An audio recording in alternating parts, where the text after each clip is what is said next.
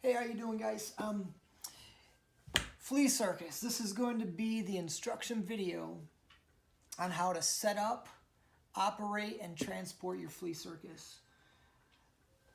They typically come in two different kinds. You've got the smaller one in a cigar box, and then the larger one is in a cigar humidor.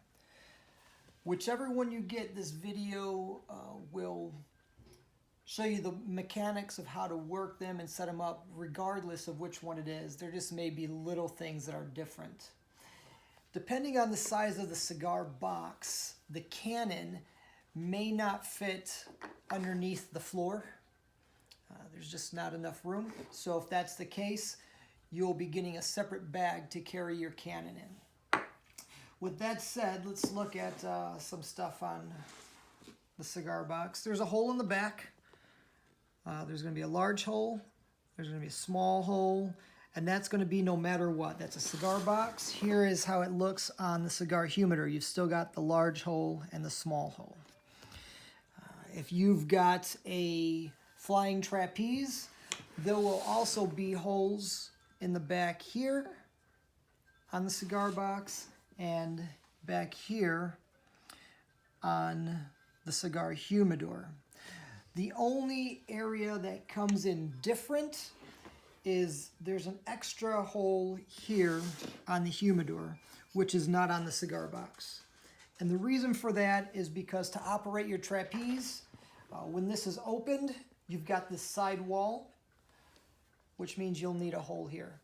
When a cigar box is open,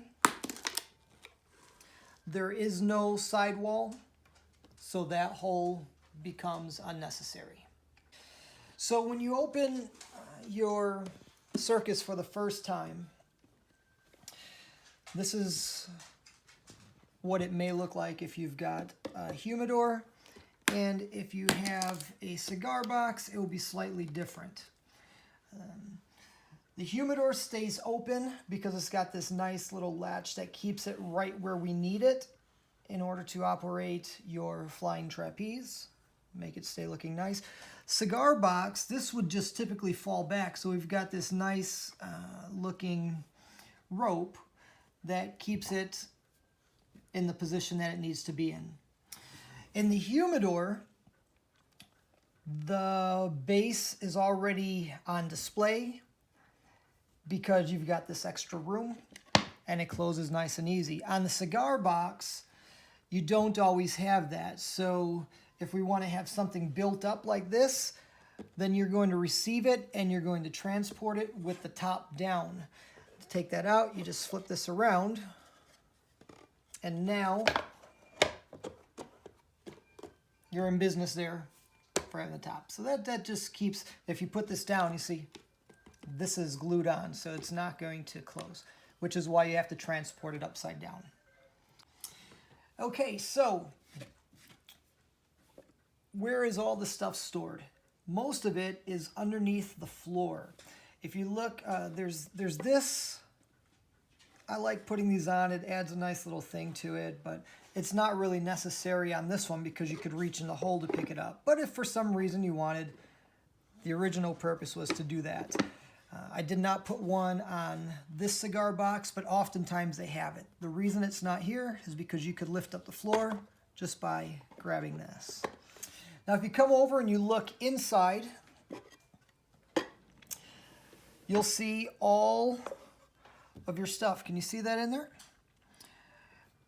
When you get this, each of these pieces are going to be individually wrapped with bubble wrap, so be careful when you're opening them. I also want to point out something else. I did this time. I thought it would look nice on the trapeze if there was, you know, this black stuff on here. All that is electrical tape. So if for some reason it starts peeling off, just put another piece of electrical tape on there. I've not done that before, but I thought it looked really good. So don't hate me if it unpeels, okay? So you've got your flying trapeze pieces. You should have 2 screws. Each screw should have 2 washers and 2 nuts. You've got a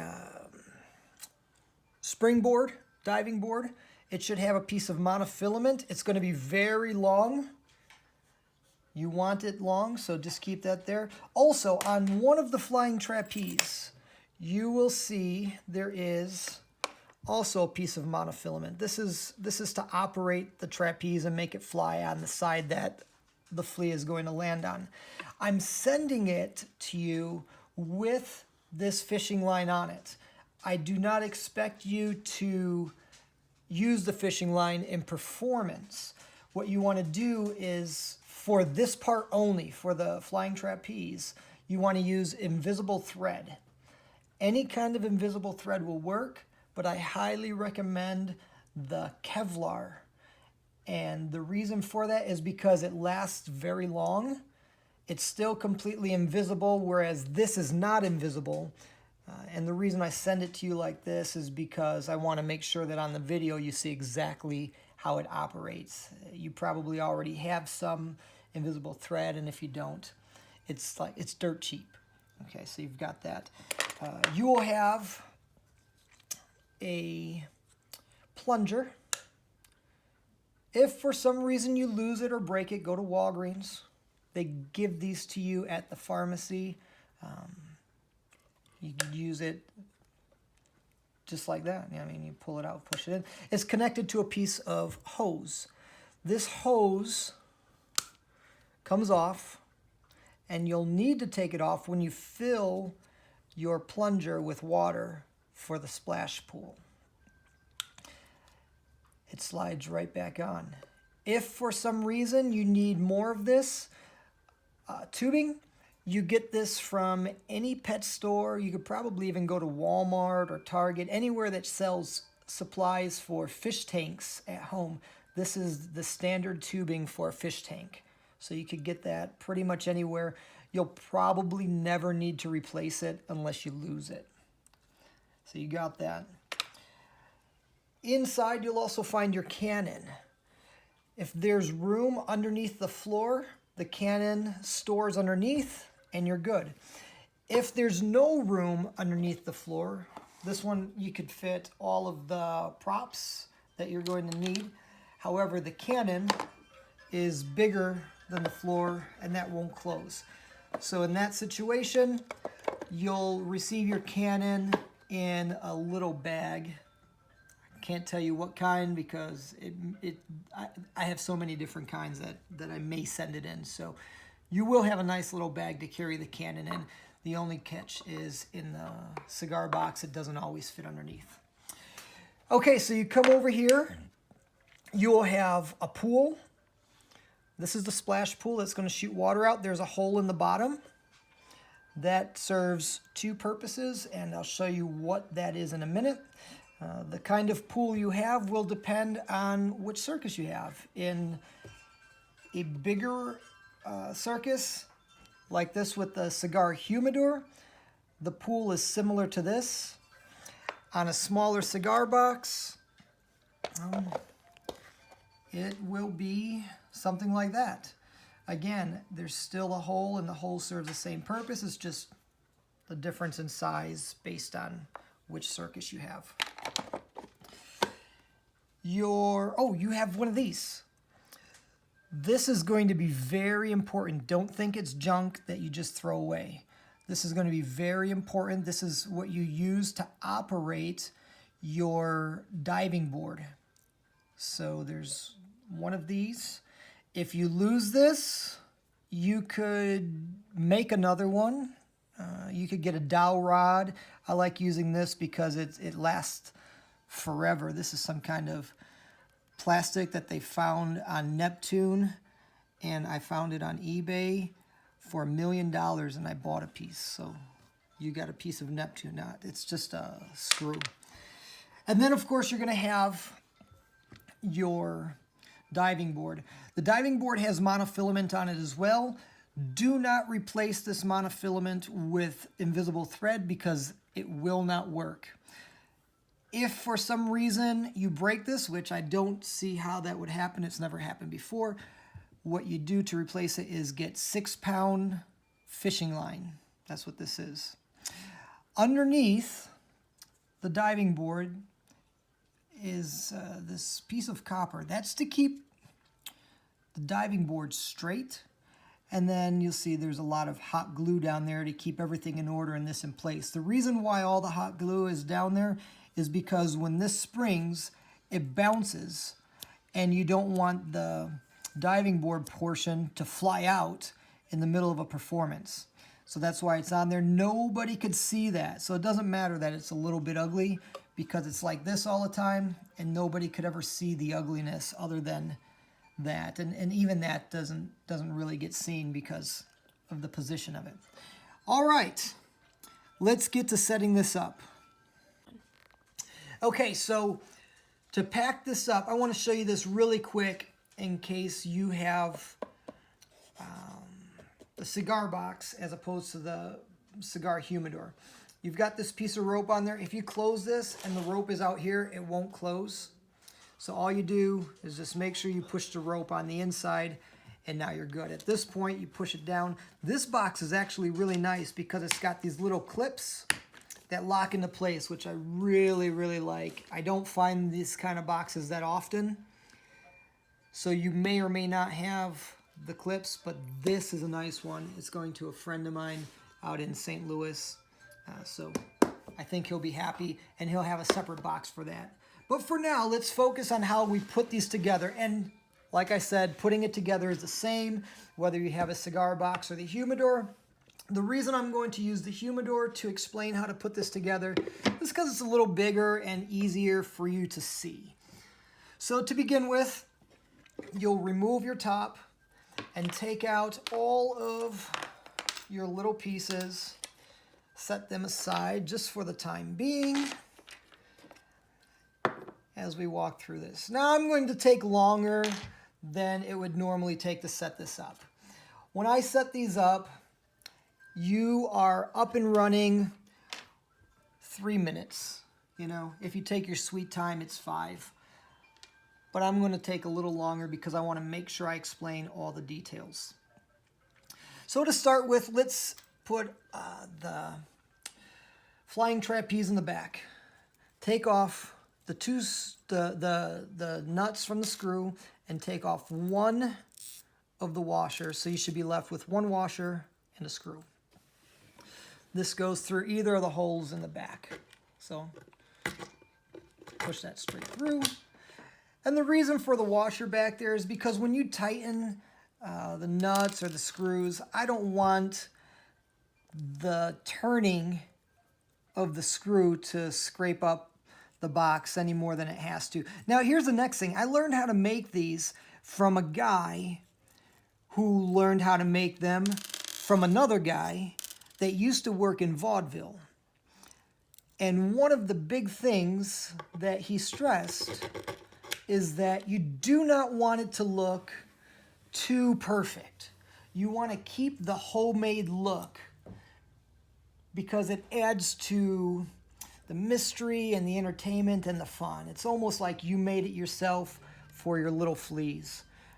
Anyway, so you take the next washer, and that goes up here, and the same on this side. Once again, we're using the washers because you've got this background on here, and when you start tightening these nuts, you don't want it to scrape up the background. Now, if the time ever comes where you want to put a different background on there, I mean, you could. I don't recommend it, but you could put another background on there. If the background gets old and beaten up and scratches or anything like that, that just adds to the character and the mystery of this thing with fleas doing circus acts, which I think is cool. Everybody doesn't think like me, but that's what I think. When you put the flying trapeze on, I like to have the hoops in the front. And the reason for that is because once it's on there, gravity takes over and it kind of leans forward. Some people may like to have it backwards, and if you do, that's fine. Whatever works best for you, but like I said, I like how it looks leaning forward. So you slide that on, take another little nut, and this one you're just going to put on the end. The only reason for this is so that if this gets bumped, or if it's swinging like mad, that the trapeze doesn't slide off. It probably wouldn't anyway because of the threads, but just in case. And then you've got your second trapeze. Whichever direction you have it, just make sure, this is one of the reasons why I'm leaving the monofilament on this for you to see. You want towards the back.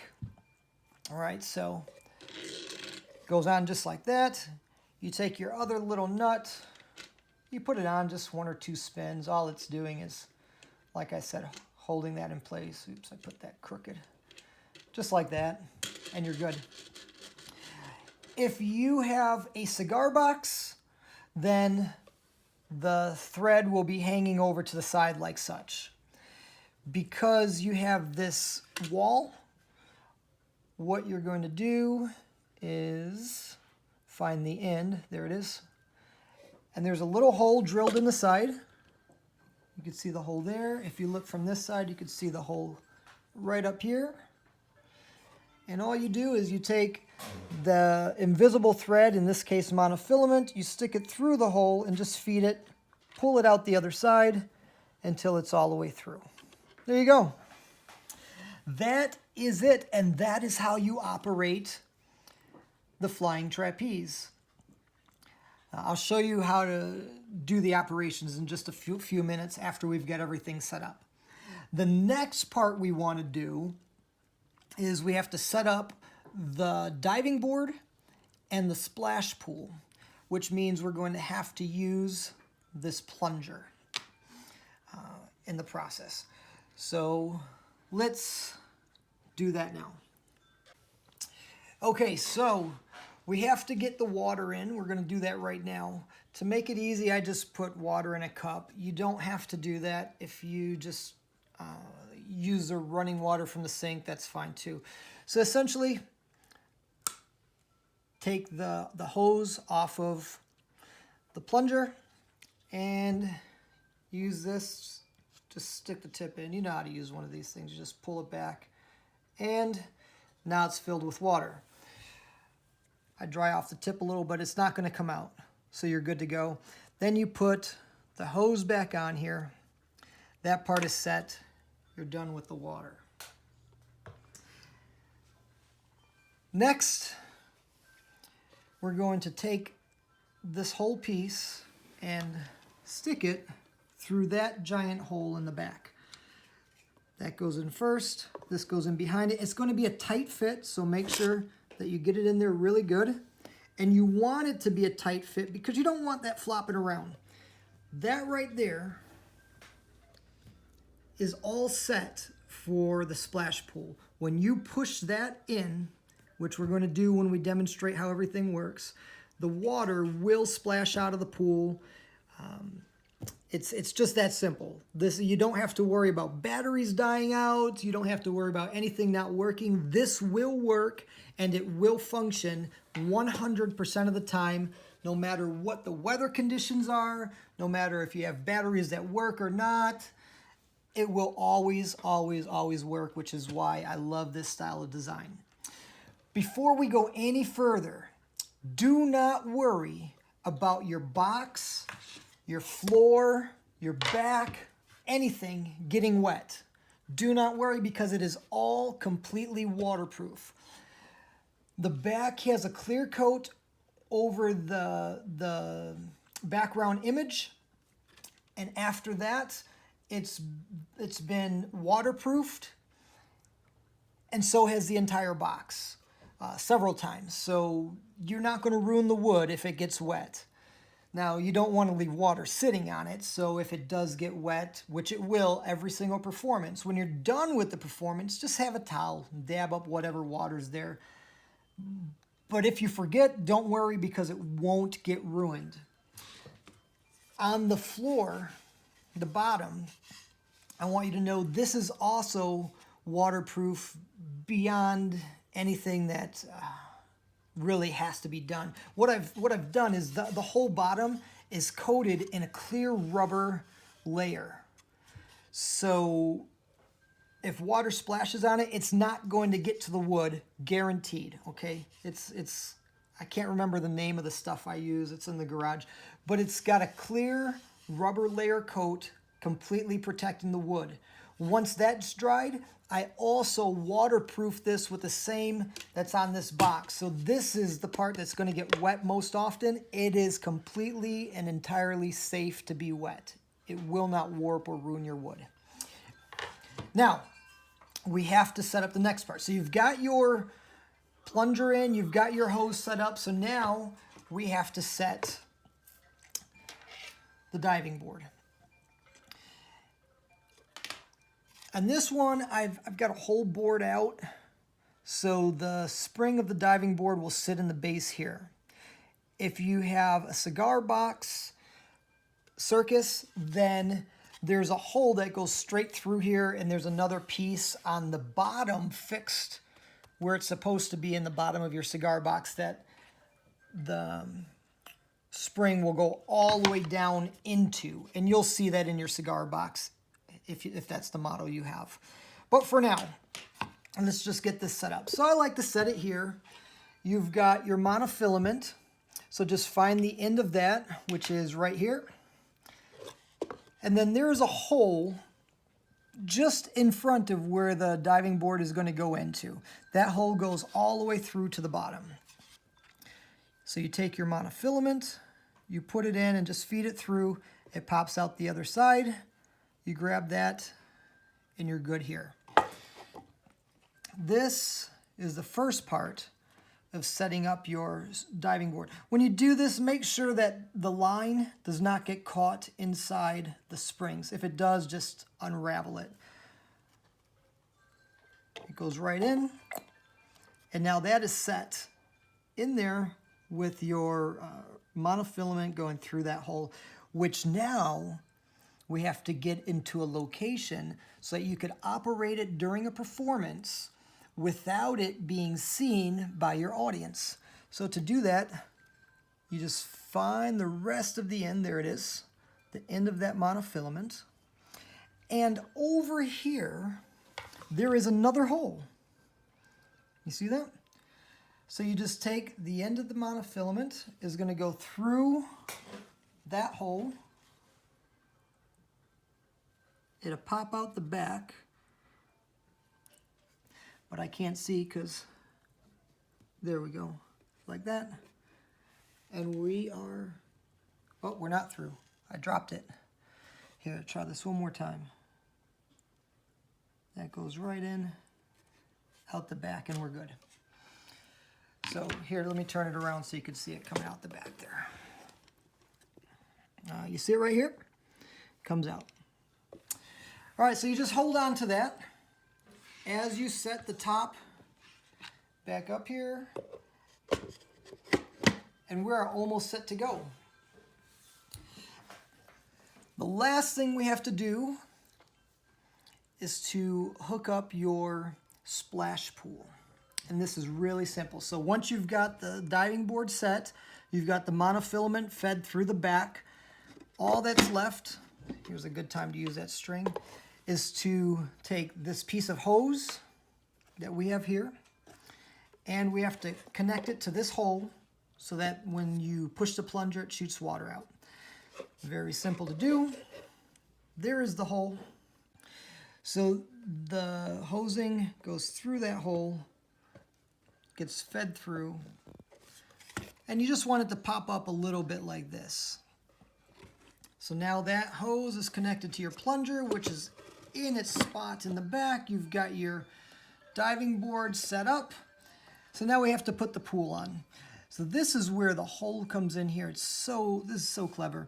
So you've got that little piece sitting up there. If we just put that on and something happens, this gets shaken around. So the hole is actually really sweet because that piece of tubing goes through the hole on the bottom and it lies flat right inside there. So this is not going to move now if you bump it or hit it or anything. It's beautiful. And if the hose is sticking up too high, you put in, it's not a problem. You just push with your finger and it'll go back and it'll level out. If you look inside, you can see that the hose is literally level with the bottom of the pool. So we're good there. Basically, everything is all set up. We need to get your cannon over here. Cannons come a couple different ways. I'm going to show you two cannons. This one, I don't normally make them this way, but I thought it would be really cool to do it for this one. So the cannon looks like that. It's really a neat looking little cannon. Really quickly, I want to show you what the other cannons may look like. If you got this kind, and I feel like doing it different because no two are exactly the same. This one has a different piece. See, so this is a little stand, and then the cannon just sits on the stand like that. So you would have gotten one of these two styles with yours. So let me just put this back away and go back to where we were. So the cannon just sits there.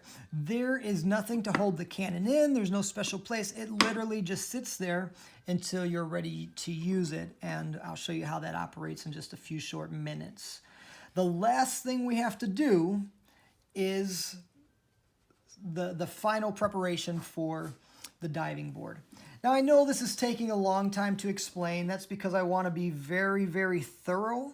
I don't want anyone to have any questions that I should answer just slide by. So what I do is I like to take a piece of masking tape. You could use any tape you like. I like masking tape because it's easy to put on and take off. I just set it on the side for the time being. So down here, this is the little hole where you've got the monofilament that is connected to your diving board. So find the end of that.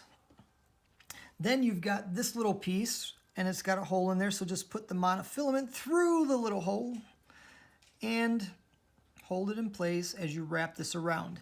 Now you might be saying, why don't I just tie it? Well, you could,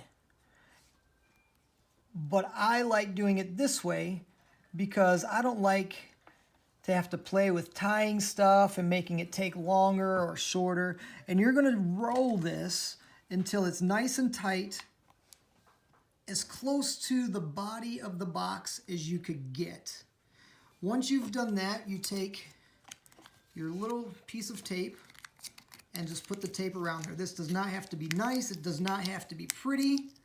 All it does is it holds all of that extra monofilament together, and it avoids you having to tie anything. And then when you're done and you take it apart, rather than playing with trying to untie a piece of fishing line that's next to impossible, all you do is take the tape off, unravel it, and you could drop it underneath the box and you're ready to go. So I think now is a good time to pause the video, get a different camera angle, and I will show you how all of this works. All right, so here is the first part. We're going to make the diving board work. So you get your little flea. You'll probably be using tweezers, and you're going to take your little flea and you'll put them right there on the diving board. Now you instruct him to walk forward. Give him names. Give these guys names. It could be Fleevel, Knievel, you know, come up with crazy stuff. Oh, there he goes. He's walking. He's walking towards the front of the diving board. Look. Oh, he's bouncing.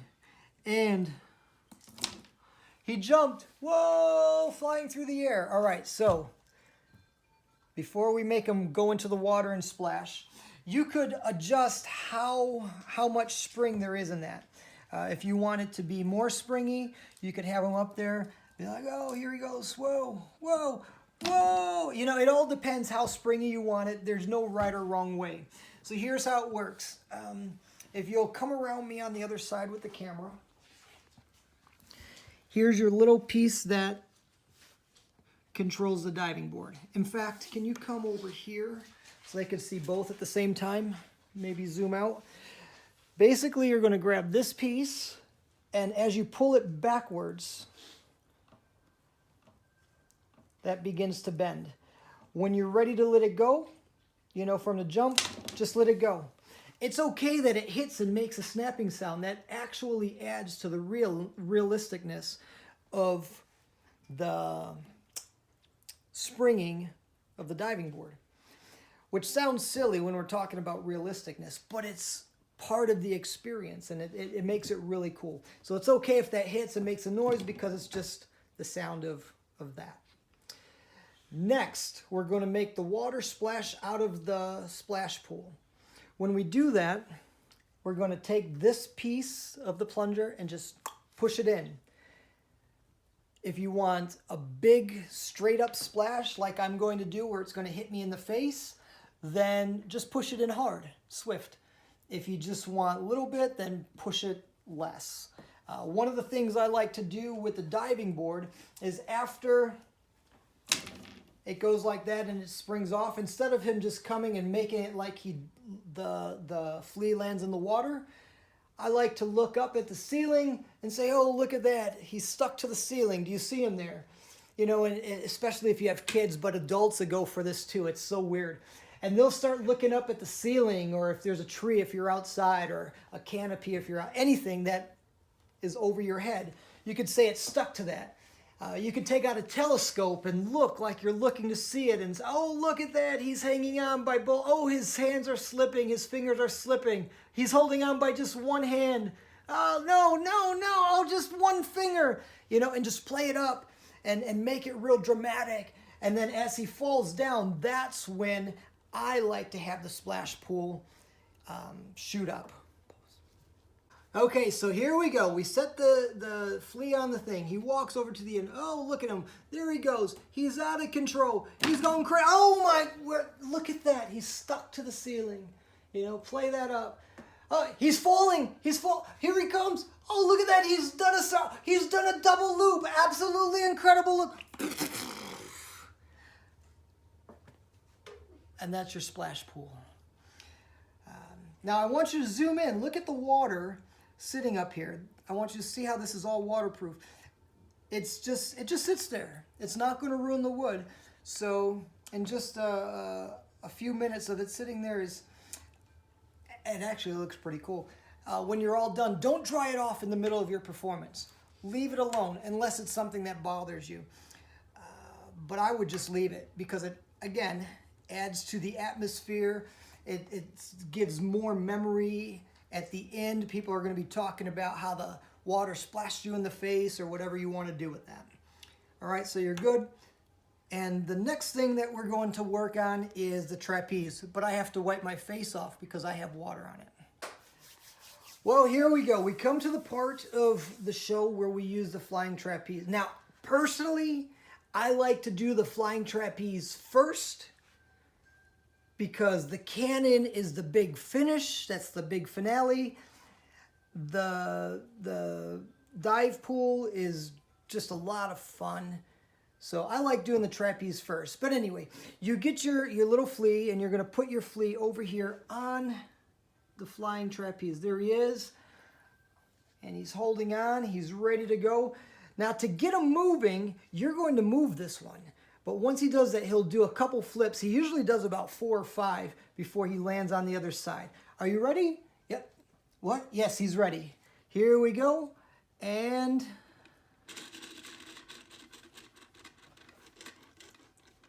just like that. Now, here's how that works. Zoom in here. When you have the monofilament, it's visible. And I purposely wanted this part visible so that you could see what's going on. You're going to replace this with invisible thread. Remember, the Kevlar works best. If you use a nice long piece, this piece is about, I don't know, 4 foot long. You could have the other end way over here, away from the trapeze. So this way, when this guy's here and you let him go, now you can move totally away before the next one gets picked up and hit. So in essence, you say, there it is. He swings, he goes across, and he landed on the other side. It's a beautiful illusion. It looks good with the monofilament. Looks even better without it. You'll notice there is some water splashed on the back. It's still there. It's not ruining anything. It's like I said, it's all waterproof. All right, so we're going to backtrack just a little bit because I haven't set up the cannon yet. What I'm going to show you now is how you set up the cannon before the show begins. I'm only doing it now because I just did it backwards. The cannon operates with a regular party popper. You get these from the party store, Walmart, drugstores have them often. So what you want to do is get the string out, and that's about as difficult as this gets. On the cannon, there's 2 holes. The hole on the top is only for show. That's where you pretend to put your flea inside. The second hole in the back is where you want to feed the string through. There's 2 different kinds, like I said. On this particular one, you just stick the string in first. And if you look, this goes straight through, like you can see my finger. So you stick the string down there, grab it in the back. If I could, there we go. And then that string gets fed through the back hole, like this. And we're set. Almost. Don't leave the party popper hanging out like that. You have to work this in. It fits in there nice and snug. It's the perfect size. And that is the reason why I could change certain things about the cannons, but what I cannot change is the size when it's laying on its side to be stored underneath. So some people have said to me, why don't you just make a smaller cannon so it fits underneath a regular cigar box? Well, because if I did that, then we wouldn't be able to use the party popper. Okay, so here's your setup. You've got the party popper in. It fits snug just like such. You've got the string hanging out the back, which is your fuse. And it's setting like this. So now you take your little flea and you're going to put him in the hole on the back. He's in there and he's ready to go. Now with the camera, you might want to move over this way just a little bit, but keep it on that. So one of the things I like to do is make a big production out of shooting the cannon. One of the ways to make a nice big production is to have somebody help you and they're going to catch the flea. One of the nice things about catching the flea is you could get a big catcher's mitt, like a baseball player's catcher's mitt, and give that to somebody and they could wear that. The next thing you want to do is worry about safety. So you'll tell them that you need to get like safety goggles. So you go get the big safety goggles. Or if you don't have safety goggles or you want to be funny, you could use like one of the masks for snorkeling to put on people, something really silly. Another idea is to dress up whoever is going to be helping you. Put an apron or something, some kind of costume to make it fun and silly. And then have them stand, a good distance away, and what they're going to do essentially is catch the flea. But once it shoots out, you notice that they missed the flea and they didn't catch it. And so now this is a perfect spot to go looking in children's hair, looking around and find the flea, right? And then bring the flea back and ask it to do something and realize that that's the wrong flea. So you take it and you put it back on that child's head and you go and you find a different kid until you find the right one. Just play it up and have fun. So here's how this operates. All you do is you hold it in place, you grab the wick, and when you're ready, you pull, and out it goes. That is how the cannon works. Most of the time, the party popper will sit inside there. All you do is put your finger in and pull it, and it comes right out. So you take that out, and you're good to go. When you take this apart, you know what? We'll talk about taking it apart in a minute. Let's pause the video. All right, so now you've done your show, and it's time to pack this up. So let's talk about taking this apart. Take your cannon, you set it on the side. You come over here, you take these off the same way you put them together. and just drop it on the side. Make sure when you tighten these, you do not have to tighten them tight. You don't even want it snug. You're just really putting it there to keep everything in place. You don't want to make it really tight and ruin your background or anything like that. So you pull these babies out. And you just put it back the way you had it to start with. Goes right in here, goes right in here. That's one. You do that with each one of them. And it's nice and simple and fast. This is actual breakdown time, what you're seeing here. So you'll see that it literally takes no time at all because I'm not going through a big explanation. I'm doing it just like I would at the end of any show while somebody's busy writing you a check. There you go, that's on the side. Your water. Now this is where you have your towel. You take this off, wipe it out. That's good. Remember this has the tape on the back. So this is kind of weird doing it while filming, but you just take the tape off.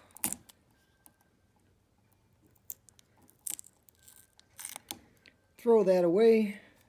Unroll this. There's your little piece. The monofilament's removed. So you put that over by your other stuff. And from the front, all you have to do now is lift this out. The monofilament's still attached up here. You never detach that. If you have to replace it, you can, but you'll probably never have to do that. And now you've got just the floor. So remember, there's a little water on the back. There's a little water on the floor. Just a quick wipe is all that takes. The water may streak and not streak the paint, but you know, like kind of runny because it's protecting the wood. It's got that rubber stuff on there, remember? So there, that's all good to go. To take this out, what I like to do is I'll come down here and I'll pull this backwards.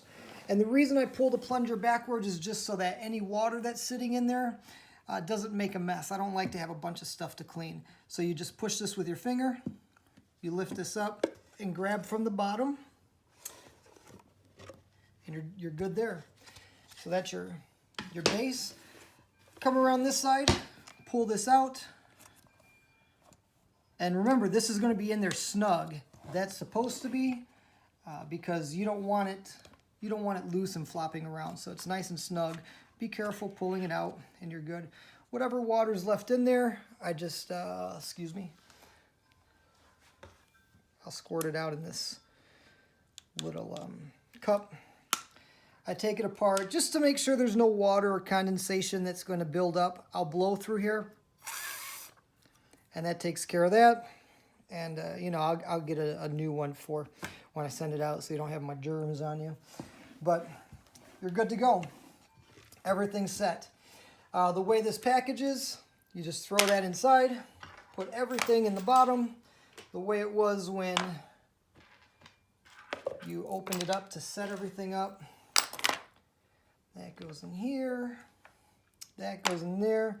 That is literally everything that you're going to travel with. There's plenty of room in here for like a nice big tweezers, a magnifying glass, your roll of tape. You could put your extra party poppers. Set this on top. Adios, you're good to go. The box, this particular box, every time I do a cigar humidor, the box may feel a little bit tacky, okay? That is because of the rubber coating. There is a very, very thin coat of rubber over the outside of the box, especially this one. This is a very pretty box. You can't tell, but it's like raised, you know. I don't know what you call that, but it's really nice. And I want to keep the outside protected as well. While the outside doesn't get wet from splashing or anything, typically, just in case, I like that little coating of rubber to protect it from water. It's going to wear off after a while, not the rubber coating, but the tackiness will wear off after a while from use. But that doesn't mean that it won't be coated. It's still, that's forever. It just means that it's settled in. That's it.